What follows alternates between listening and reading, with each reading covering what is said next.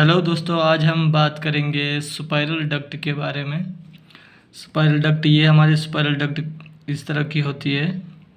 ये हमारा डाया हो गया, ये रेडियस हो गई और ये पूरी लेंथ हो गई। हाफ जो हमारा होता है वो रेडियस होता है। अगर हम इसका पूरा एक एंड से दूसरे एंड तक लेंगे तो ये डायामीटर होता है और ये लेंथ है। ये हमारी स्पाइरल डक्ट है जिसको हम राउंड डक्ट भी बोलते हैं। तो इसके बारे में हम आज बात करेंगे कि कितने एमएम की डक्ट, कितने डाया की डक्ट, कितने गेज की होती है या कितने एमएम की उसकी थिकनेस होती है जो हम यूज़ करते हैं। तो ये हमारा डायामीटर हो गया एमएम में, मिलीमीटर। उसके बाद थिकनेस हम चेक करेंगे, थिकनेस गेज में कितनी होती है और मिलीमीटर में वही थिकनेस कितनी होती है। हमारा जो डक्ट का डाया है, ये जो हमारा डाया रहता है ये डिफरेंट रहता है। जैसे हमारा 50 mm का डाया रहता है तो वो बहुत छोटी डक्ट होती है, या 100 mm का, 250 का, 400 का, 425 का, 500 का, तो ये डिफरेंट रहता है। तो हमारा जो डाया 0 to 550 mm, यानी कि 0 से जो 550 की जो हमारी डक्ट रहेगी वो कितने गेज की होती है? वो 24 गेज की होती है। और अगर मिलीमीटर में उसकी थिकनेस देखेंगे, गेज में 24 गेज अगर मिलीमीटर में हम देखेंगे तो ये 0.60 मिलीमीटर होता है। ये डक्ट की थिकनेस है। ये डाया के हिसाब से इसकी थिकनेस इतनी होती है और रहनी भी चाहिए इतनी थिकनेस, क्योंकि हम जब ये इंस्टॉल करते हैं तो वो वाइब्रेशन होता है। और दूसरा 551 to 950 mm, 950 तक हमारी जो डक्ट रहती है उसकी थिकनेस जो है वो 22 गेज में रहती है। और अगर mm की बात करेंगे तो 0.80 mm वो रहेगा।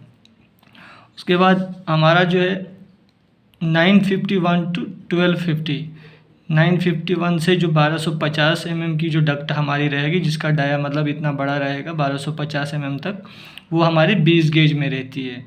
और उसमें हमारा जो mm में हो गया वो 1.00 mm, यानी कि 1 mm की थिकनेस में वो रहेगी।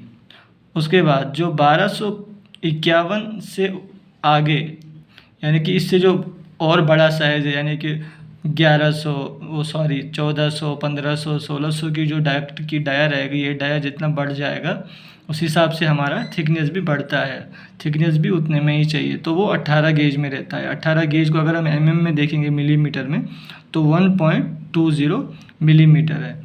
ये पूरे स्पाइरल डक्ट का है हमारा, कि कितने डाया की डक्ट कितने गेज में रहती है।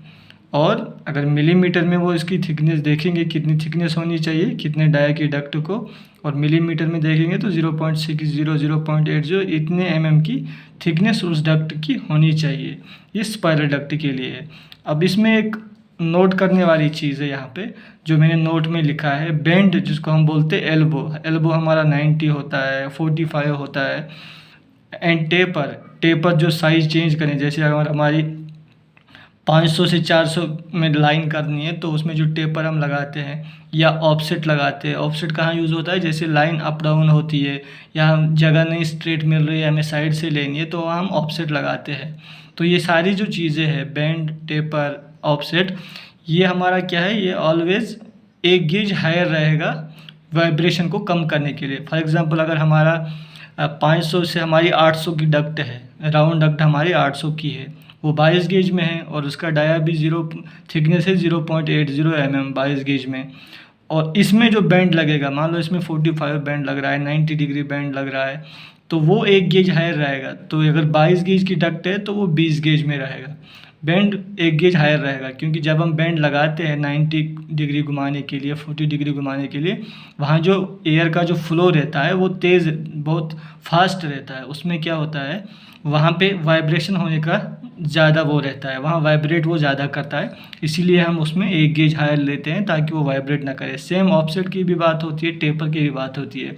जब भी हम ऐसा कुछ टेपर लगाते हैं लाइन में जो सीधी नहीं, जो हमें चेंज करनी है, तो उसमें क्या है, जब फ्लो आएगा हायर साइज से, जब फ्लो आएगा, और जैसे 400 से 300 की डक्ट जा रही है, तो 400 से जो ज़्यादा फ्लो आ रहा है फिर वो अचानक कम वाली डक्ट में जाएगा, 300 डाया की जो डक्ट रहेगी, तो उसमें क्या है, वाइब्रेट होने का खतरा है। तो वहाँ पे हम इसीलिए एक गेज हायर उस बेंड या टेप या ऑफसेट को लगाते हैं। तो हमेशा ये हमें याद रखना है, कोई भी डक्ट में जो भी एल्बो वगैरह लगता है 45 90 सारी चीज़ें, वो एक गेज हमेशा हायर रहता है।